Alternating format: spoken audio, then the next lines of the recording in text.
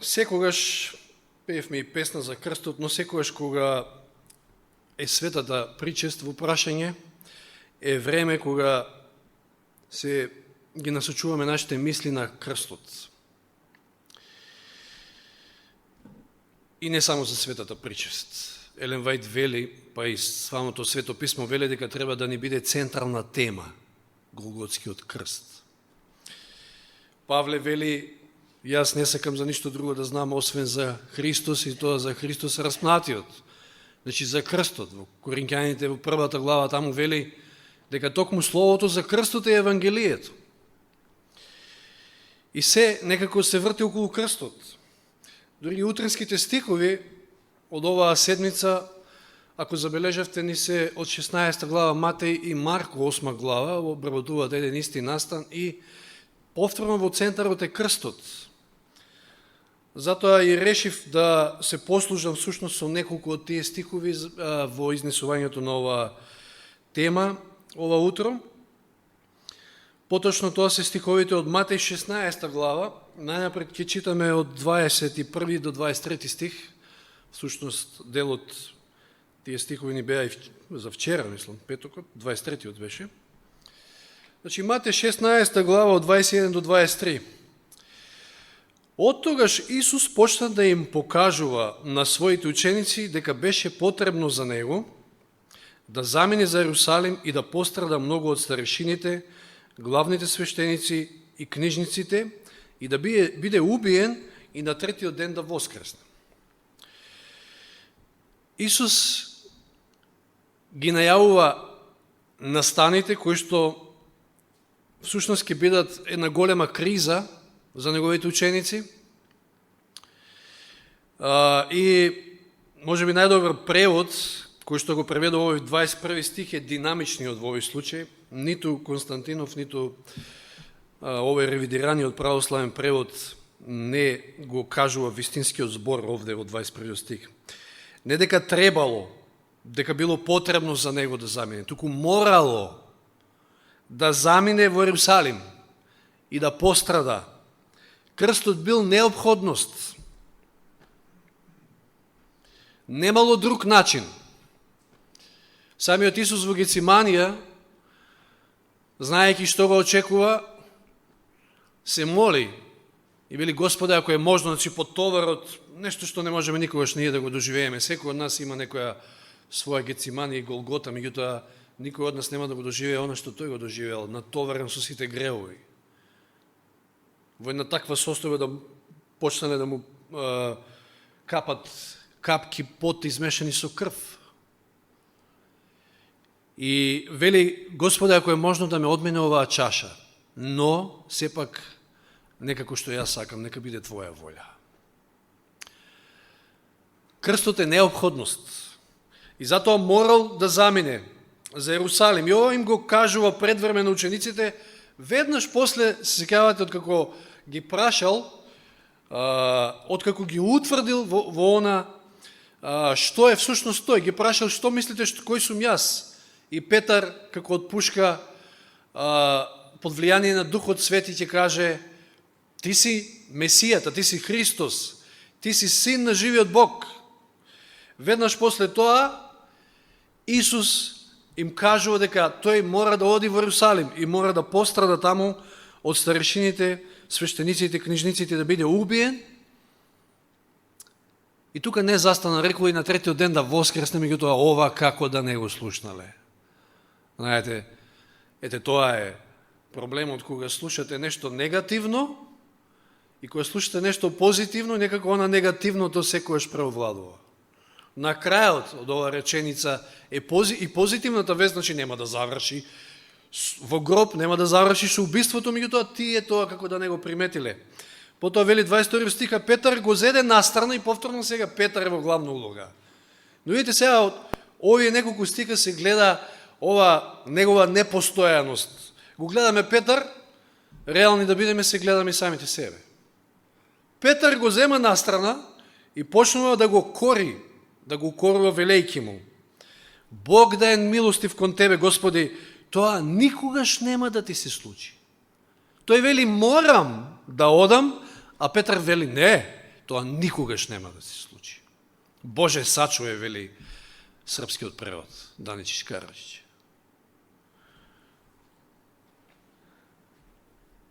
И доека овој го кори, Исус му се врти на него и не можел тука да претрае, како што често пати знаел Исус и да премолчи каде што било потребно, му вели на Петра: бегај за мене, Сатано, ти си ми пречка, ти си ми соблазна, зашто мислиш не за она што е Божие, туку за она што е човечко. Прво, како што кажав, под влијание на Духот Свети, или самиот Исус ке му каже: Петар рекол, точно одговорил кој е Исус, и самиот Исус ке му каже: ова не ти го откри тело и крв, туку Божиот Дух, Отецот. Но сега, веднаш во следната реченица, Петар паѓа и Петар она што го кажува она што е човечко, како што му вели во 23 стих.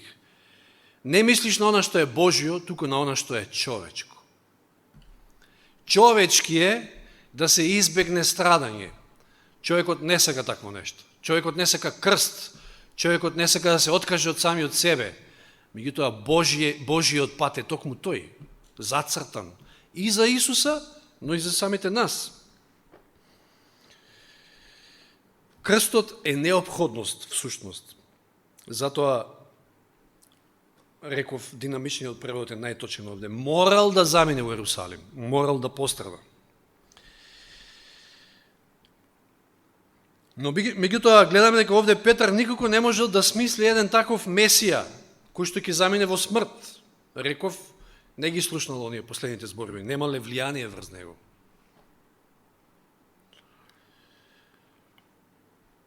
Го зел на страна и почнал да го кори. Дојде вамо, јас да ти кажам тебе. Такво нешто ни на памет да не ти дојде. Да не си помислил такво нешто. Такво нешто нема да се случи со тебе. Никогаш дори.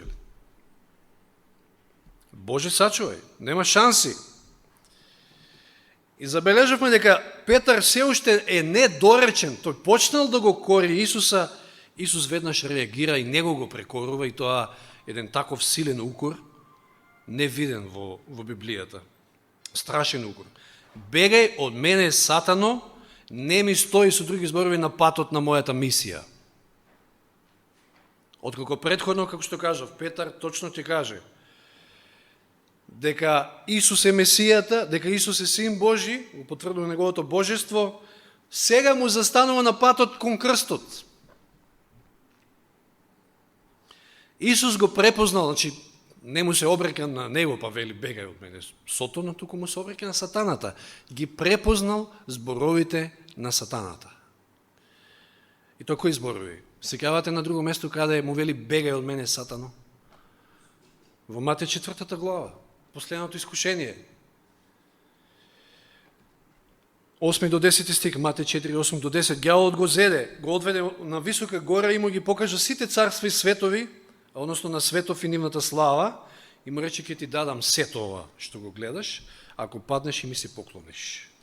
Тогаш Исус му рече: оди си, Сатано, зашто е напишено: на Господа твојот Бог ќе му се поклонуваш и ќе му служиш само нему. Ѓаволот преку Петар се послужува да ги каже овие зборови. Петар несвесно го кажува ова, немал поим какво е месијанството и какво треба да биде месијанството, како треба да заврши месијанството на Месијата. Знаете, биле сите со оние мисли, славолюбиви мисли, дека Месијата ќе дојде, дека ќе ги ослободи од царството и така натаму, и дека ќе царува на оваа земја. И Сатаната повторно преку Петар, како и при искушението, всушност му нуди слава на Исуса без крст.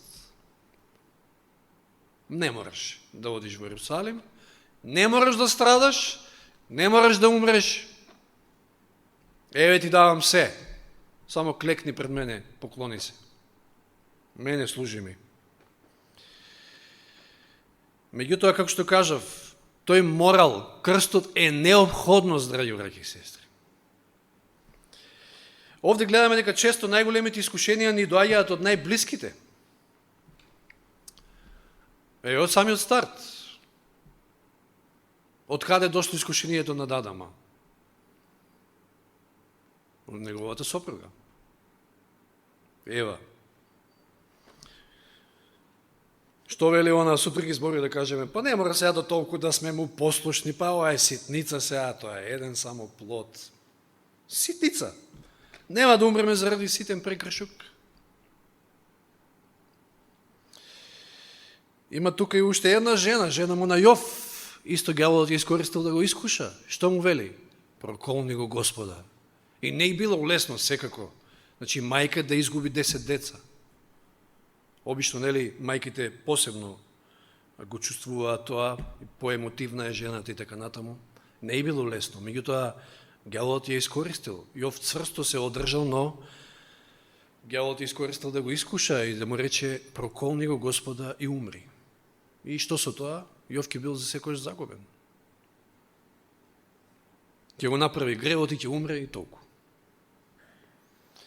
И овој случај го гледаме Петар, кој што исто така му бил близок на Исуса. Се сеќавате Петар, Јаков и Јован, секојаш се тие тука околу него. Ѓаволот се користи преку него да го искуша. Нема потреба од крст. Каков крст? Каква смрт? Нема потреба. Не, крстот е необходност.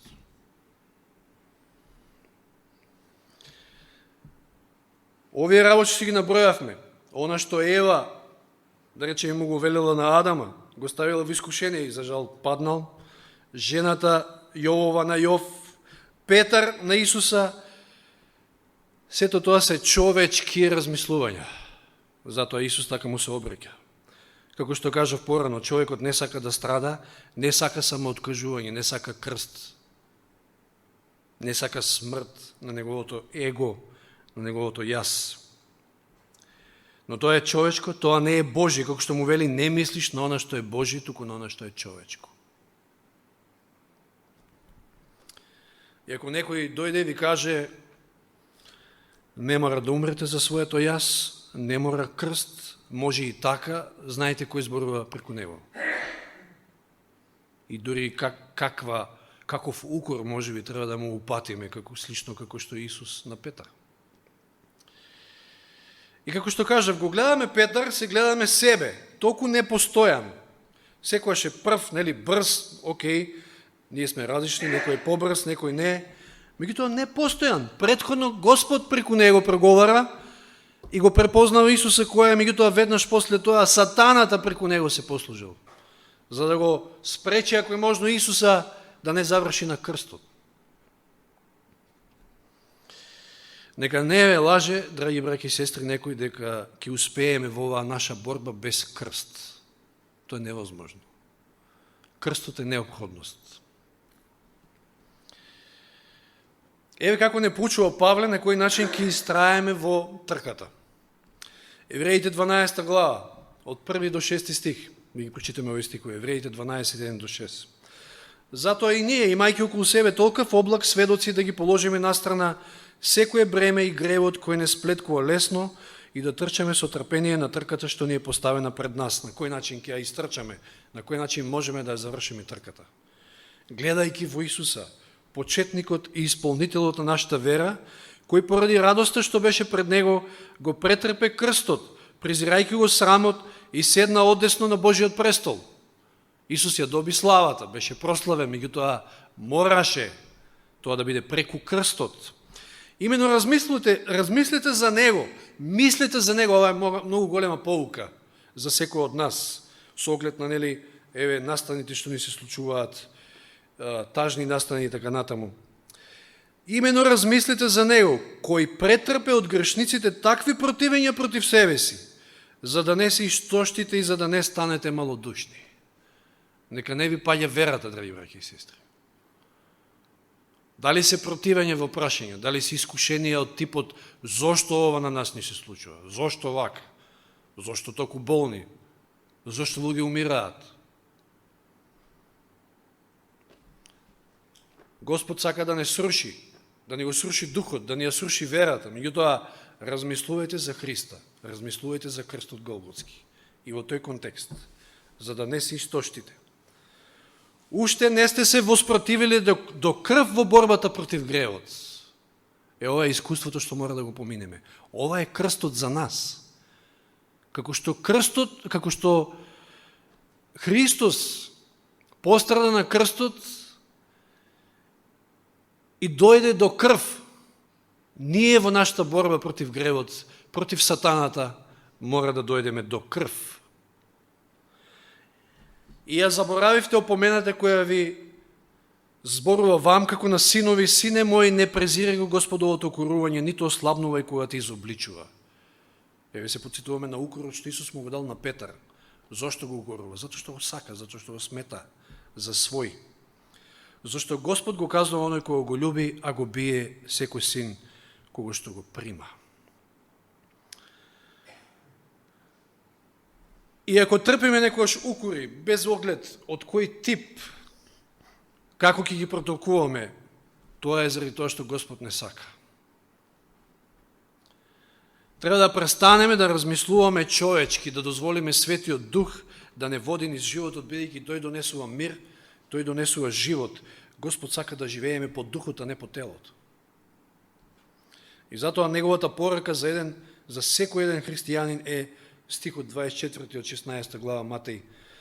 Тогаш Исус им рече на своите ученици, им се обреке, им вели: сега ова уште еден удар и за Петар и за учениците. Кај сега Месијата треба да заврши на крстот, сега има порака и за нас, слична. Ако некој сака да врви по мене, вели, нека се одрече од себе си, нека се откаже од себе си и нека го подигне својот крст и нека ме следи. Тешки зборови. 25 стих додава: зашто кој сака да ја спаси својата душа, ќе ја изгуби, но кој ќе ја изгуби својата душа заради мене, ќе ја најде. Од зборови полни со значење, но во контекстот на она што го зборуваме, со други зборови може да кажеме: кој сака да го избегне крстот, ќе ја изгуби душата за навек. А оној кој што оди по патот на крстот, оној всушност кој што го следи Христа, тој ќе ја спаси својата душа за век и веков.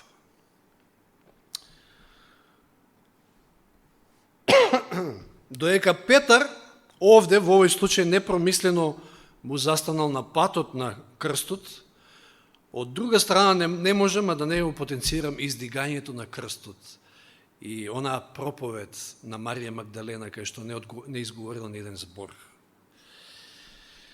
која што за разлика од Петар, кој што сакал да го спречи Христа да замине во смрт, што направила таа? Повторно несвесно. Пред време го помазала за неговата смрт. Кој контраст, која разлика? Петар сакал да го спречи, Марија Магдалена пред време го помазала.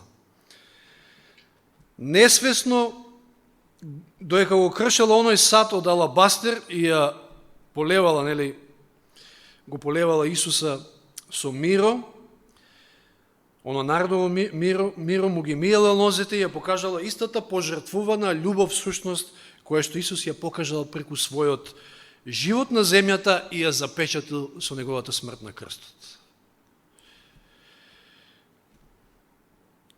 И доека Петар бил тој кој што длабоко го погодил Исуса, гледаме според укорот што го добил, Марија со своето прекрасно дело толку многу го охрабрила Исуса, како да му сакала да му каже: нема да биде залудно оно што ќе го сториш.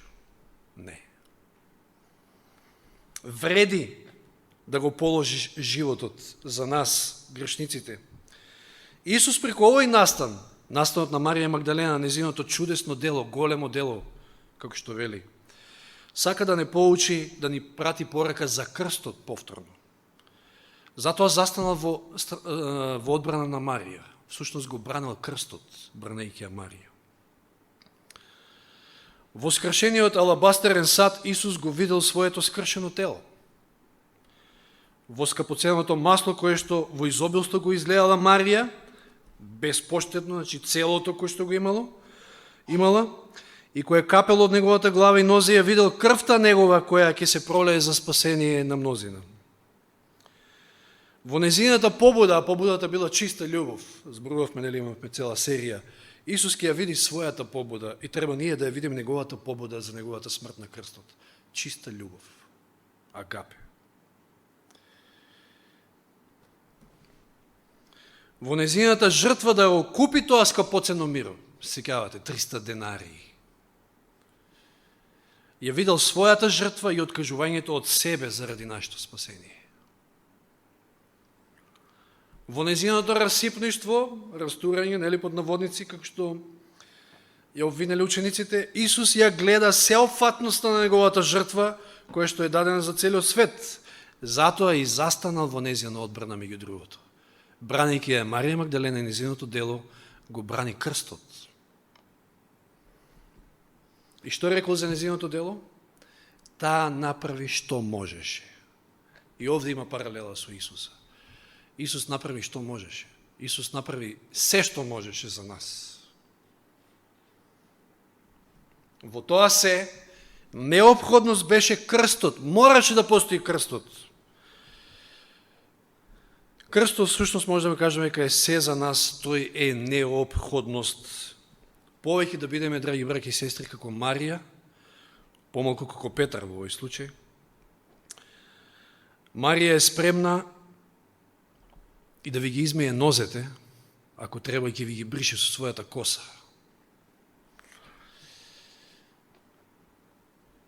А Петар, како реагирал првин? Сеќавате кога Исус рекол да му ги измие нозете? Ти ли мене ќе ми ги миеш нозете? Никогаш. Повторно тој, никогаш. Она дефинитивно негово. А Исус му вели, па нема да имаш дел со мене. И тогаш, тогаш целиот изми ме.